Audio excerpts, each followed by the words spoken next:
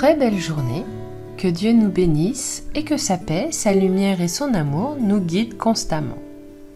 Soyons ouverts à lui pour qu'il puisse vraiment être avec nous. C'est avec une grande joie que Victor Hugo a commenté ce nouvel épisode de Café avec Spiritisme que nous partageons maintenant.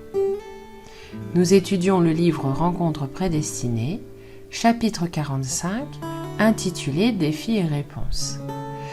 C'est un message très intéressant d'Emmanuel. Nous allons continuer à étudier ce qu'il a dit dans le deuxième paragraphe. La vie est amour et la loi est justice.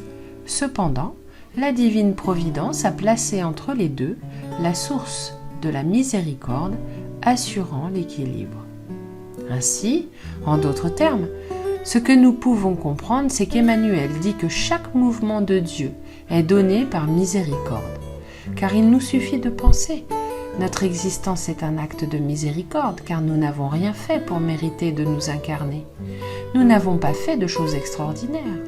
La nature et tous les dons que nous recevons représentent aussi la miséricorde de Dieu envers nous. Mais la manifestation de cette miséricorde se produit selon des paramètres appelés lois.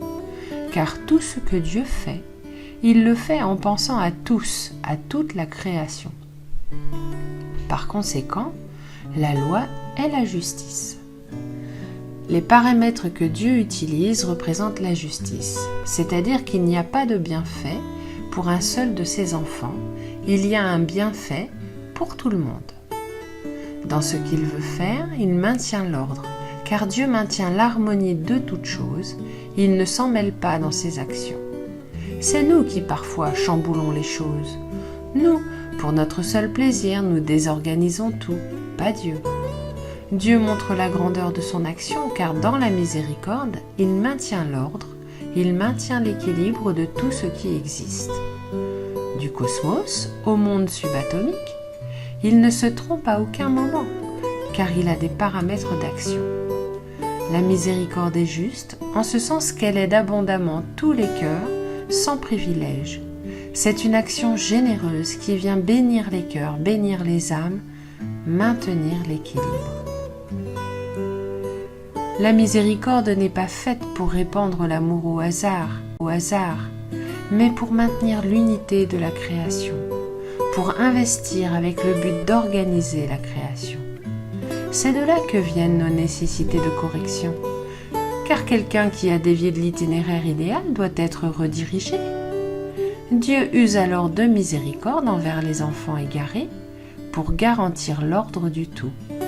Il se manifeste donc par des paramètres justes, car il ne peut nuire à un de ses enfants pour en sauver un autre.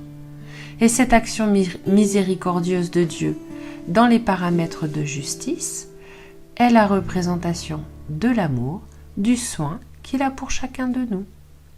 Et c'est ce qui génère la vie, qui donne la possibilité d'agir à chacun de nous, à chaque esprit.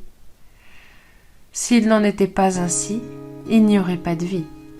C'est parce que Dieu travaille pour l'ordre, pour l'harmonie de toutes choses que la vie existe. Nous n'aurions aucun champ d'action dans la création. Cela doit produire un sentiment de connexion avec Dieu.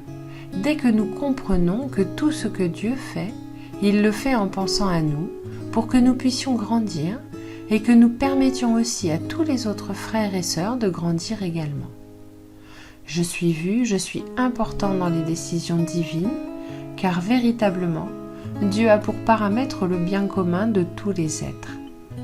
Dieu n'agit pas pour s'immiscer dans ma vie, mais plutôt pour m'aider à réorganiser mon espace, mes conditions, pour que je puisse progresser avec tout le monde, pour que nous puissions avancer ensemble sur le chemin.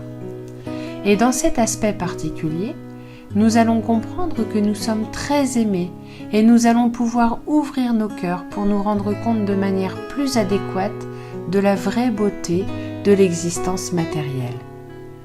Elle n'est pas le fruit de la douleur, de la souffrance, elle est le fruit de l'amour divin qui nous a conduits dans l'évolution de manière juste et bienveillante afin que nous puissions progresser toujours plus, nous renforcer, nous harmoniser, face au bien commun et avoir les conditions de vivre bien avec tout le monde. Là, Emmanuel nous dit « Allume ta lampe de compassion et éclaire le chemin ». C'est comme s'il parlait à notre cœur en disant « Regarde la vie qui t'entoure, tout cet amour qui se manifeste autour de toi. Allume la lumière de ta compassion, car alors la route va apparaître plus lumineuse. » Ainsi, nous comprendrons mieux cette œuvre divine qui nous entoure. Et Emmanuel poursuit. Quand le brouillard obscurcit une partie du chemin, indique la bonne direction et sans perdre la priorité du raisonnement, peint de la bonté avec le maître de la logique. Emmanuel, toujours subtil dans ses mots, essaie de nous dire ici, dans le moment le plus difficile, allumez la lumière dans votre monde intérieur. Cherchez à vous connecter avec la providence divine, avec la logique divine qui guide tout. Parfois, nous voulons trop raisonner. Alors Emmanuel rappelle, sans perdre la priorité du raisonnement, étale le pain de la bonté. C'est-à-dire que nous pouvons réfléchir aux raisons pour lesquelles les choses arrivent, parce que c'est notre droit, mais ne permettons pas que ce soit le plus important. Faisons quelque chose pour le bien en essayant de maintenir l'ordre des choses à partir de la logique elle-même qui nous enseigne. C'est pourquoi au début, le bienfaiteur dit « Aie pitié, demande la vie.